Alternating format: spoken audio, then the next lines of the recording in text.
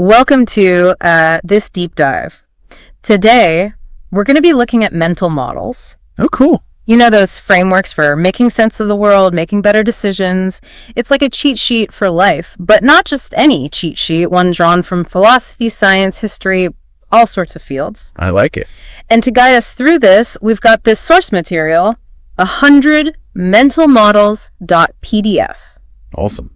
I'm ready to upgrade my thinking. You too. Me too.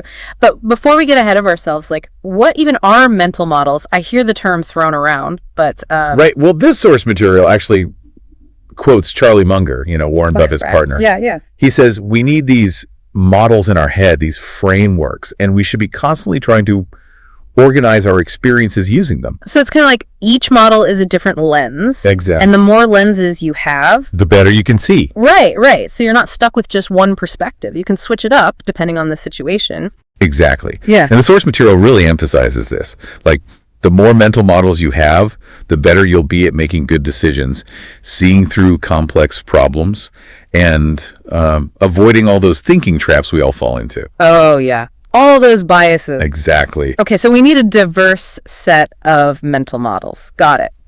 But now I got to ask, this source material dives into so many different fields. Oh, yeah, that's great. We're talking philosophy, physics, math, even chemistry, biology.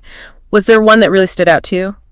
Well, I was struck by how this PDF starts with philosophy, going straight to the big question. What's the meaning of life? Okay. Yeah, got to start somewhere. Right. And it brings up this idea from logotherapy that we're all driven by this need to find meaning, even when things are rough. I can see how that connects to what we're doing right now, Yeah.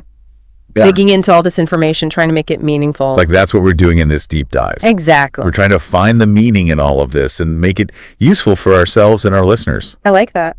And the PDF even quotes Viktor Frankl, who, was a Holocaust survivor and the founder of logotherapy. Oh, wow, yeah. He says, man's search for meaning is the primary motivation in his life.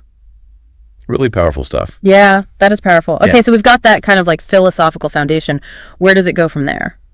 Well, from there, it dives into Stoicism. Okay, yeah. Which is this philosophy all about finding inner peace and resilience in the face of, whatever life throws at you. So like, keep calm and carry on. Exactly. And it uses concepts like memento mori, remember you die. Whoa, okay, that one always gets me. Right.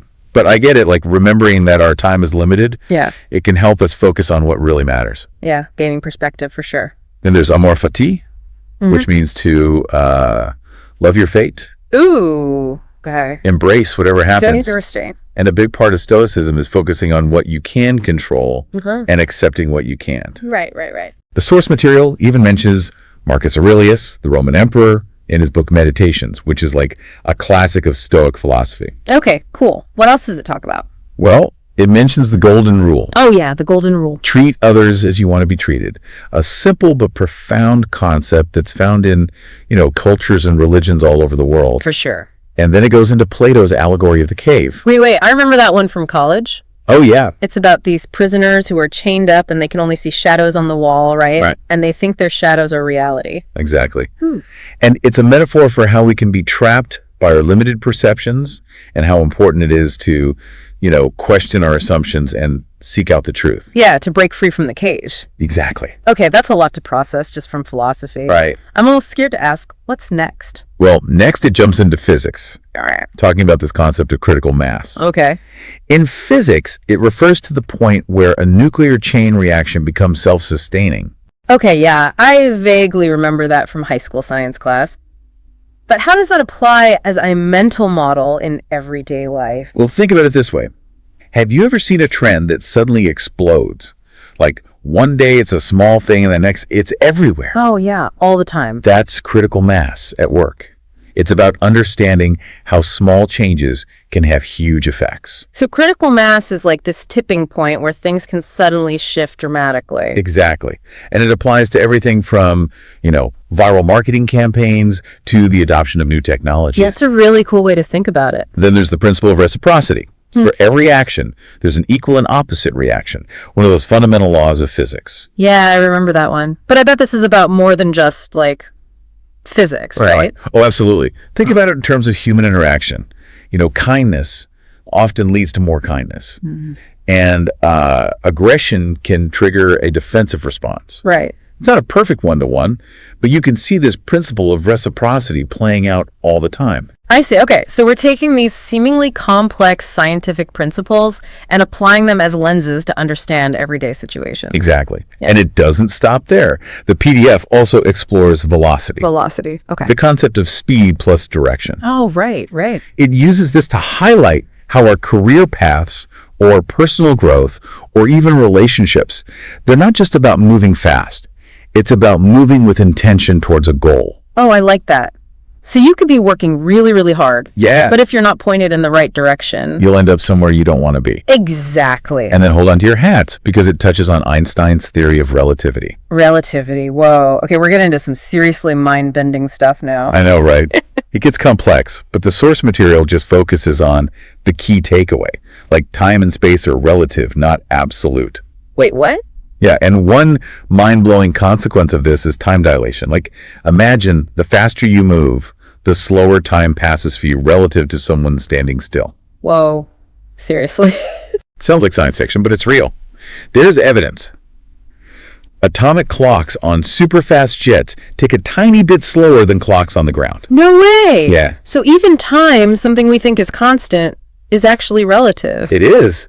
Wow. Okay, that's a lot to process. I know. What else? Well, it goes on to explain Newton's laws of motion, too. Okay. Inertia, force equals mass times acceleration, action, and reaction. It relates all of that back to how we approach challenges and how we make decisions in our own lives. Okay, so we're seeing these physics principles not just as scientific laws, but almost like metaphors for understanding our own behavior. Exactly. And the patterns in the systems around us. That's cool. Right.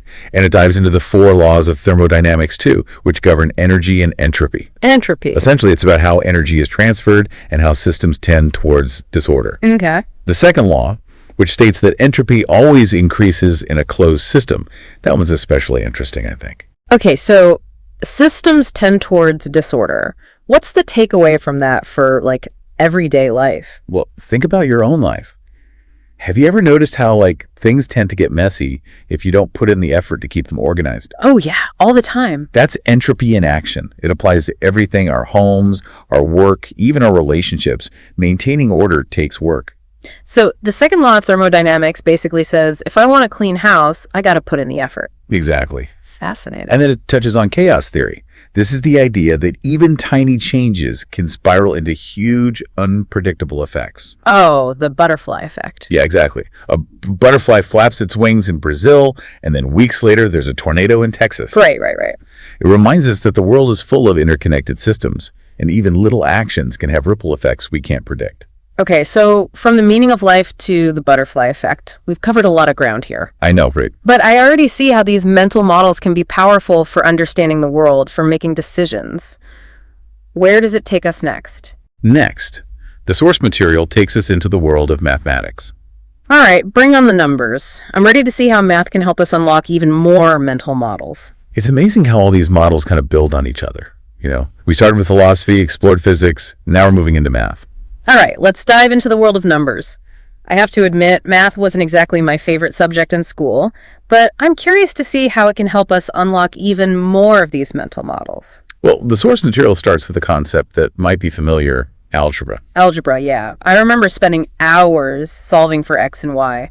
But how does that translate to a mental model for everyday life? Well, think of algebra as a way of using symbols to represent those relationships, and to solve problems. Okay. It's a system of logic that helps us understand how different variables interact. Okay, so it's about, seeing patterns and relationships between things, even if we don't know the exact values. Precisely. And those skills are useful way beyond the classroom. Oh, I bet. Imagine you're trying to figure out how much you need to save each month to reach, a financial goal. It's algebra. Or if you're trying to figure out the best route to take to avoid traffic. Algebra again. So algebra is like a mental model for problem solving and decision making. Exactly. And it goes on from there to explore probability, which is the likelihood of something happening. Probability. Okay. Right. That makes sense. Yeah. We use probability all the time, even if we don't realize it. Like when we're trying to decide whether to bring an umbrella based on the chance of rain. Exactly. Yeah. But the source material takes it deeper, introducing these concepts of combinations and permutations. Oh, okay. Think about it in terms of decisions when you have limited options. Let's say you're choosing an outfit. Okay. Yeah. I've got a certain number of shirts, pants, shoes. The number of possible outfits you could create, that's a permutation. Oh, okay. So probability can be a mental model for like making choices, assessing risk in those everyday situations. Precisely. And then there are algorithms, which are essentially step-by-step instructions for solving a problem or completing a task. Algorithms. I feel like that's a word we hear everywhere these days, especially with all this talk about AI and stuff. It is. But algorithms aren't just for computers, We use them all the time. Really? Think about the steps you take to make coffee in the morning, or the routine you follow to get ready for work. Those are algorithms too. Oh, okay. So algorithms are like mental models for like breaking down complex tasks into those manageable steps. Exactly. They help us create structure and efficiency. Okay, I'm liking this. Math is starting to feel a lot more practical than I remember it from back in school. What other mathematical mental models does the source material highlight? Well, it talks about scale. Scale. Yeah, which is the relationship between, say, a representation of something and the real thing. Like, think about a map. It's a scaled down version of a real geographical area, right? Right. So understanding scale can help us make sense of proportions and relationships. Exactly. Yeah. And it's important to consider scale when thinking about problems and solutions. A solution that works on a small scale might not be effective on a larger scale, and vice versa. So scale is a mental model for thinking about the context and scope of a problem. Precisely. And finally, the math section touches on inflection points, which are those moments where a trend or a curve changes direction. Inflection points. Okay. That sounds kind of intriguing. How does that translate to a mental model? Well, think about your own life. Yeah. Have you ever had like a major turning point where things just like shifted dramatically? Maybe a career change, moving to a new city, a significant relationship. Oh, yeah. Those are inflection points. Yeah. Those moments where the trajectory of your life changes course. So inflection points are mental models for like understanding moments of significant change, transition. Exactly.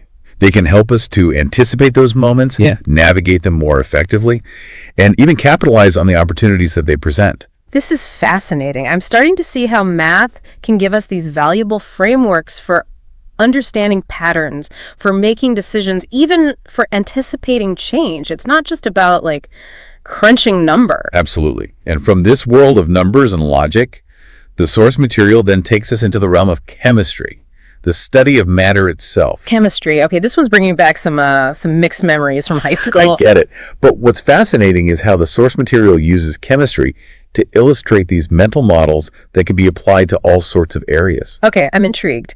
How does chemistry connect to mental models? Well, it starts with the atomic theory of matter. The idea that everything is made up of atoms, it's a fundamental principle. Helps us understand how the world is structured at the most basic level. Okay, so understanding atoms is like a mental model for like the building blocks of everything. Exactly. And then it explores molecular geometry, which is how the arrangement of atoms in a molecule, it affects its properties. Yeah. It mentions all those different shapes, like linear, bent, tetrahedral, all those fun names. So the shape of a molecule determines its function. Precisely. It's like a key fitting into a lock. The shape has to be just right for it to interact with other molecules and do its job. Okay, that's a great analogy. So understanding molecular geometry is kind of like a mental model for how things fit together and interact. You got it. And then there's the kinetic theory, which explains how matter is made of particles that are always in motion. So even solid objects are buzzing with activity at like a microscopic level. Precisely.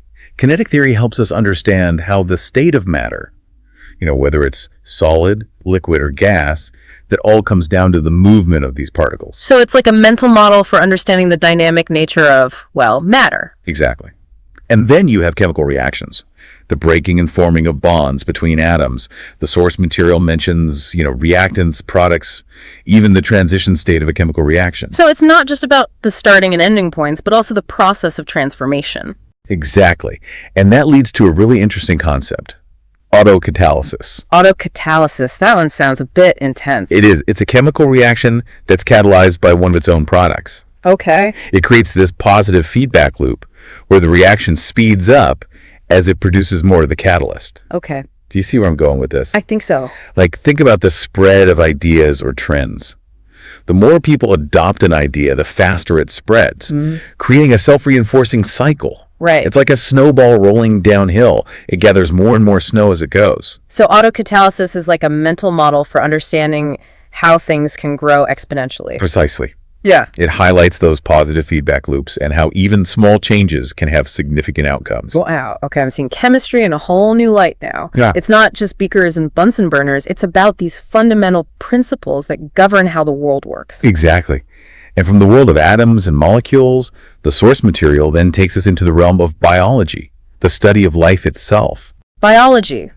Okay, I'm ready to see what kind of mental models we can unlock from studying living organisms. Well, it starts by actually connecting back to some of those ideas we were just talking about. Yeah. From philosophy and physics. Oh, okay. It dives into evolutionary biology, explaining how mutation, recombination, and natural selection, all that drives the diversity of life. So it's about understanding how life adapts and changes over time. Exactly. And it's not just about survival of the fittest. Right. It also explores the role of incentives, scarcity, cooperation, and adaptation. All those things shaping life's trajectory. Wait, incentives, isn't that more of an economics thing? It is. But as the source material highlights, incentives are fundamental to biology too. Organisms are driven by these incentives to survive and to reproduce. Oh, okay. Whether it's like searching for food or the urge to mate, incentives shape behavior. So it's like a universal principle that applies across different areas. Precisely. And then there's scarcity, the idea that resources are limited, Right. which leads to choices and trade-offs. Right. Again, a big concept in economics, but it plays a huge role in biology too.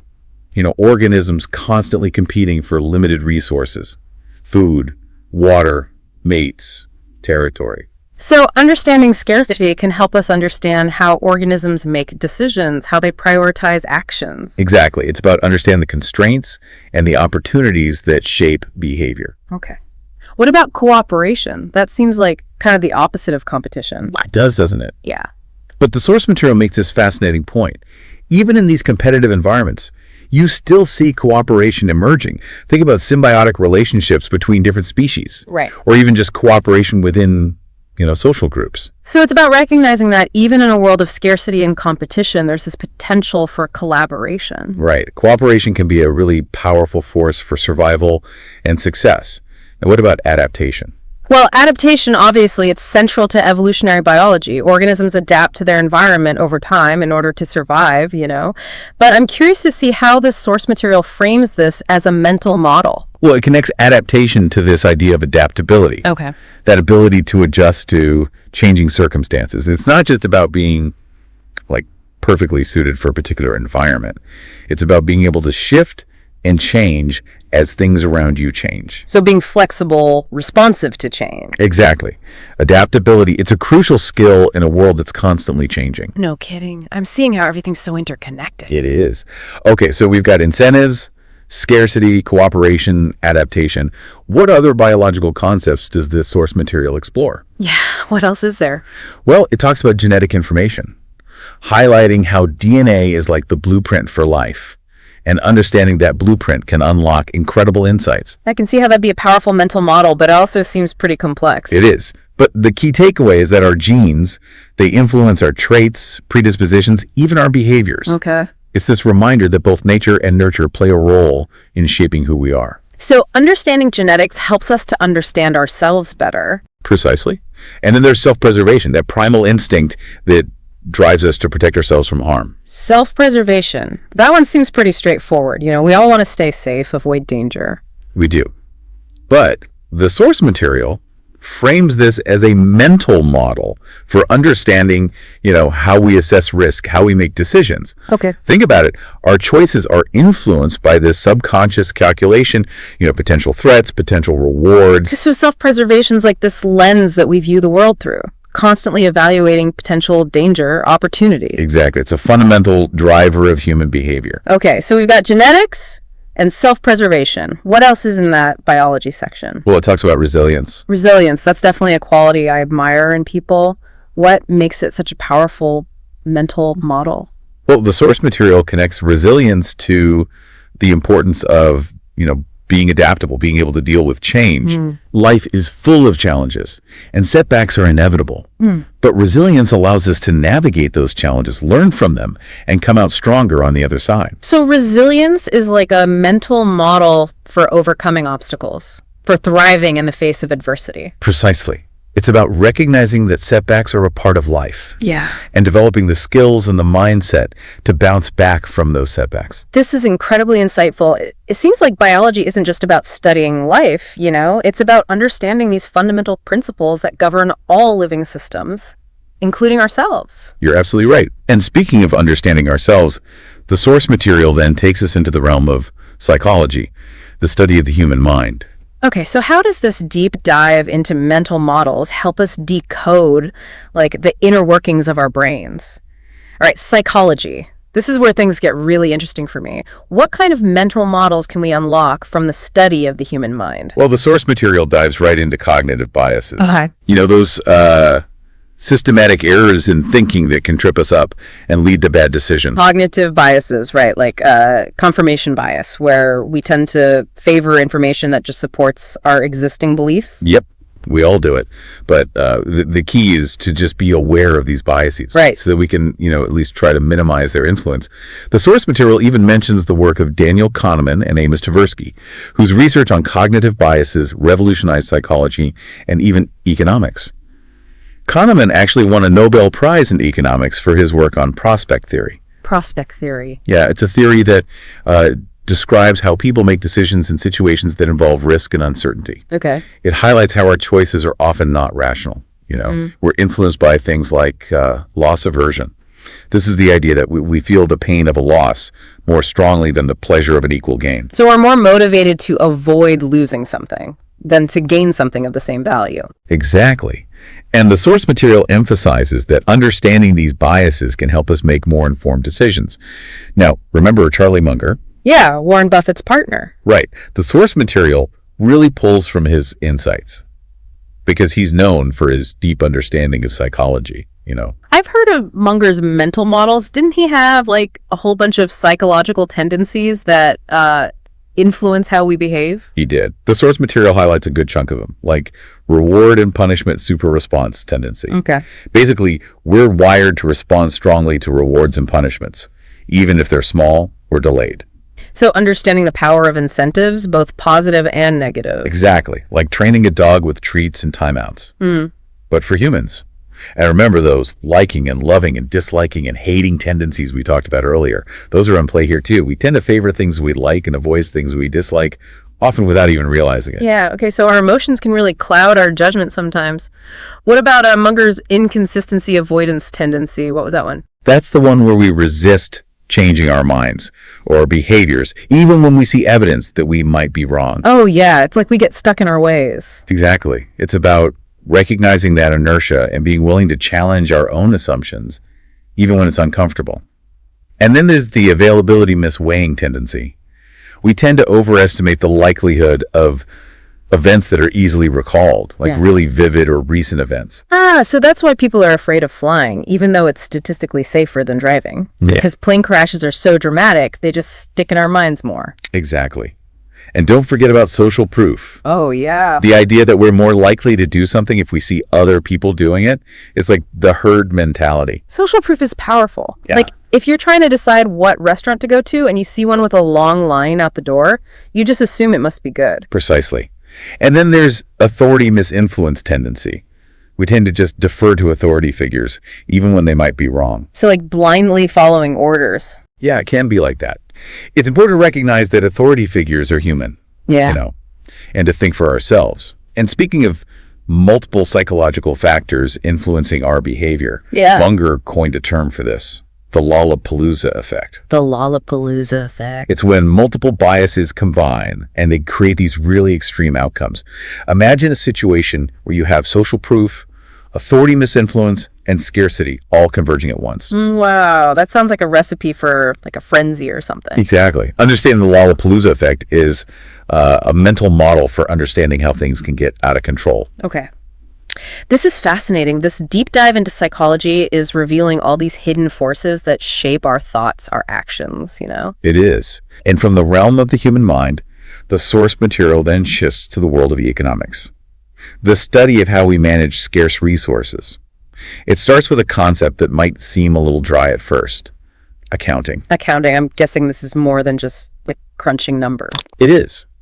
The source material uses accounting as a mental model for understanding how to track and manage resources, whether it's your personal finances, a business, even just your time and energy. So accounting is a mental model for like responsible resource management. Exactly. It's about understanding where your resources are going and making informed decisions about how to use them effectively. I like that. What other economic concepts does it cover? Well, it goes into opportunity costs. Okay. Which is the value of the next best alternative that you're giving up when you make a decision. Right. Every choice has a cost. So it's about recognizing that we can't have it all. We have to make choices, and every choice means giving up something else. Precisely. Opportunity cost is about being mindful of those trade-offs and making sure you're maximizing value, even if it means sacrificing something. Okay, I'm with you. Accounting helps us manage resources. Opportunity costs remind us about trade-offs. What other economic insights does it have? It brings up the circle of competence, a concept that Warren Buffett talks about a lot. It's about sticking to what you know and not making risky bets in areas where you lack expertise. So knowing your limits and playing to your strengths. Exactly. It's about staying within that intellectual comfort zone and avoiding those situations where you're more likely to make costly mistakes. Sounds like good advice for like avoiding stress and financial ruin. Right. What else? Oh, it introduces creative destruction, an idea from this economist, Joseph Schumpeter. Okay. It's this idea that innovation and competition, they drive economic growth, but they also lead to the destruction of old industries, old ways of doing things. So progress involves disruption and change. Exactly. Yeah. It's like you can't make an omelet without breaking a few eggs. Right, right. Creative destruction reminds us that change is inevitable. What else is there? It covers supply and demand, those fundamental forces that determine prices. Supply and demand. Yeah, I remember those graphs from like Econ 101. Right. But the source material goes beyond just the basics, you know. Mm-hmm. It encourages you to think about supply and demand as forces that are active in more than just economic systems, but also in any situation where resources are being allocated. Oh, okay. So it's like a framework for understanding how value is created and exchanged, not just in the marketplace, but in like even our personal relationships. Exactly. Talks about switching costs too. Those costs that come with changing from one product or service to another. Switching costs, yeah, I've definitely experienced those firsthand. Like when I switched phone providers and had to go through the hassle of porting my number, transferring data, learning how to use a new phone. Yeah. It was a pain. It is. And those costs can be a major factor in our decision making, even if there's a better product or a lower price out there. So switching costs kind of create this like inertia that keeps us stuck with what we know, even if it might not be the best option. Exactly. Okay. What else? It talks about specialization. How dividing labor and focusing on specific tasks can lead to increased efficiency and productivity. Specialization, yeah, that makes sense. It's like the classic assembly line where each worker is focused on one specific task and together they produce something much faster than if they were each trying to build the whole thing themselves. Precisely. Specialization has been a key driver of economic growth, throughout history. It allows people and businesses to become experts in their respective fields, leading to those higher quality products and services. So specialization is a mental model for maximizing efficiency, productivity by focusing on what you do best. Exactly. And then there's the tragedy of the commons. The tragedy of the commons. It highlights how when individuals act only in their own self-interest, it can actually deplete shared resources. Okay. Even when it's not in anyone's best interest in the long run. Think about things like overfishing or pollution. Oh, I see. So it's like when everyone takes more than their fair share and eventually there's nothing left for anyone. Precisely. It's a reminder about the importance of cooperation, sustainability, and recognizing that our individual actions can have those collective consequences. That's a really important message. So the tragedy of the commons is a mental model for like managing shared resources responsibly. Exactly. And finally, this section introduces this really fascinating concept called Mr. Market. Mr. Market. It's an allegory that was created by the investor Benjamin Graham. Okay. Imagine the market as this moody person who comes to your door every day, offering to buy or sell you stocks at a certain price. Sometimes his prices are reasonable, but other times they're completely irrational, driven by, fear or greed or just silliness. So Mr. Market represents like the unpredictable nature of the stock market. Exactly. And the key is that you don't have to accept his offers. Right. You can choose to ignore him when he's being emotional and wait for a better opportunity.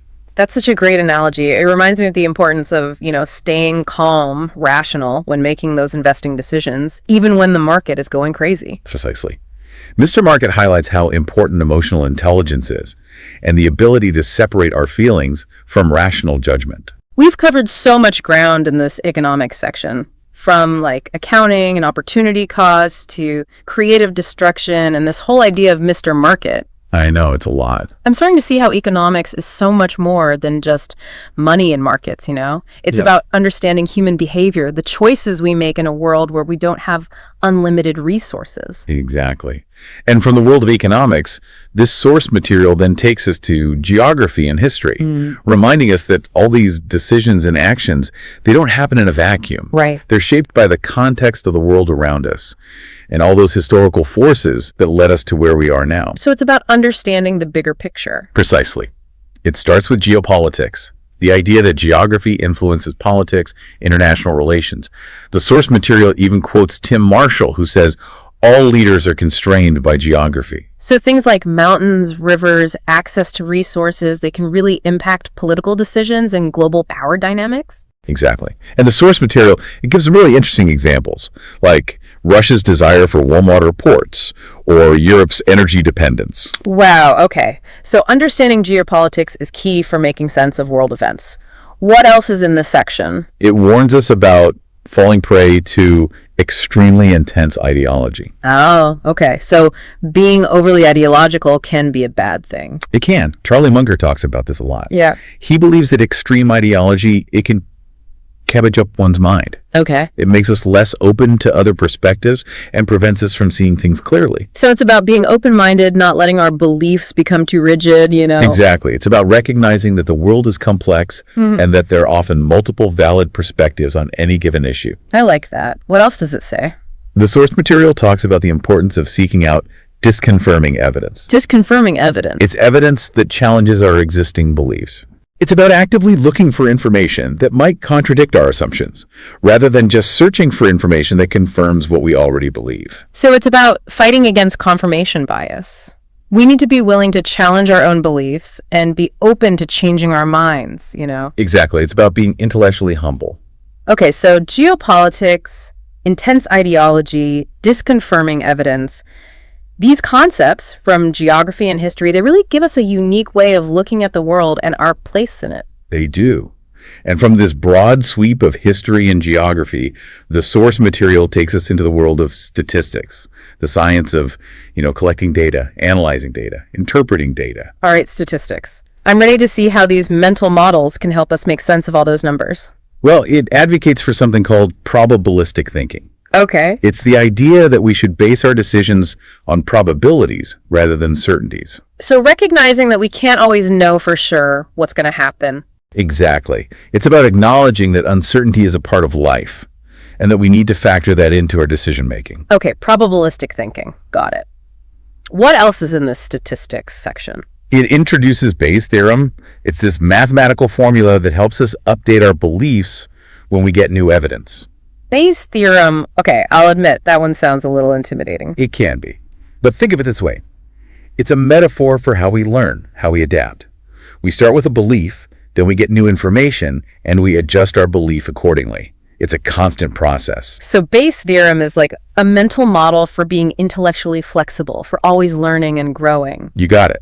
And then there's the power law, which highlights how a small number of factors can often have a disproportionately large effect. Okay, I've heard of the 80-20 rule, where 80% of the results come from 20% of the effort. Is that what you mean? Exactly. The power law is about recognizing that not all inputs are created equal. Right. It helps us focus on the areas where we can have the most impact. Okay, the power law, got it. What else does the source material talk about? Well, there's regression to the mean. This is the idea that those extreme events, they tend to be followed by more average ones. It's like a balancing act. So it's about recognizing that outliers are, outliers. Exactly. It helps us avoid overreacting to those really unusual events. Okay, what else? It delves into game theory. which studies how people make strategic decisions. Game theory, yeah. I've heard of that, but not sure I totally get it. It can get complex, but the source material really just uses it to illustrate those dynamics of competition and cooperation. Like, think of a chess game. Each player's move depends on what they think their opponent will do next. Right. So it's strategic thinking, anticipating how others will act. Exactly. Game theory gives us this framework for analyzing those strategic interactions. Okay. What other statistical mental models does it talk about? Well, it tackles a really common misconception: correlation versus causation. Oh, yeah. Just because two things happen together doesn't mean one causes the other. Right. Like that classic example, ice cream sales and shark attacks. Yeah. They both go up in the summer, but obviously eating ice cream doesn't make sharks attack people. Exactly. So we got to be careful about those simplistic explanations. Right. Okay. What else? There's standard deviation. It's a way to measure how spread out data is from the average. So it's about understanding the variability, the range of possible outcomes. Precisely. It helps us assess the reliability of our measurements. Okay. Anything else? The source material explains the law of large numbers too. This law states that as the sample size gets bigger, the average of the results should get closer and closer to the expected value. So the more data we have, the more confident we can be in our conclusions. Exactly. It highlights the importance of, having enough data to work with when making inferences. Okay. What else is in the statistics section? There's this concept that Charlie Munger uses a lot called inversion. Inversion. It's approaching a problem in reverse. Like, instead of focusing on what you want to achieve, focus on what you want to avoid. So thinking about what could go wrong and then working backwards to prevent it. Exactly. It can be really helpful for risk management. It helps us to identify potential pitfalls. Interesting. What else? Well, it introduces a framework from Nassim Taleb Okay. for understanding how systems handle stress: fragility, robustness, and anti-fragility. Fragility, robustness, and anti-fragility, those all sound pretty different. They are. Fragile systems break down under stress. Robust systems can withstand it. And anti-fragile systems, they actually get stronger when they're stressed. So it's like the difference between a delicate wine glass, a sturdy oak tree, and like a muscle that gets stronger when you work out. That's a great analogy. Taleb's framework can help us to design systems that are not only resilient, but actually benefit from challenges. Okay, I like that. What else is in this section? It also brings up another concept from Taleb: the black swan. The black swan. It's a metaphor for those rare, unpredictable events that have a huge impact. Okay. Think about things like 9/11 or the 2008 financial crisis. Right. No one saw those coming, but they had a massive impact on the world. So black swan events are like these unpredictable wild cards, things that can just throw everything into chaos. Exactly. They remind us that our models and our predictions are never perfect, and that we should always be prepared for the unexpected. Okay. So we've explored probabilistic thinking, Bayes' theorem, the power law, regression to the mean, game theory, correlation versus causation, standard deviation, the law of large numbers, inversion, fragility, robustness, anti-fragility, and even these black swan events. Whew, that's a pretty comprehensive overview of statistical thinking. It is. And from the world of statistics, this PDF takes us to engineering, the application of scientific principles to design and build things. All right, engineering. I'm ready for some more mental models. Well, this section kicks off with redundancy. Okay. In engineering, it means building backup systems or components to make sure things are reliable. So it's like having a plan B or a plan C in case something goes wrong. Exactly. Redundancy is essential when designing things that need to be resilient. Like, think about airplanes. They have multiple engines, so if one fails, they can still fly. Okay, so redundancy is about building in backups to protect against failures.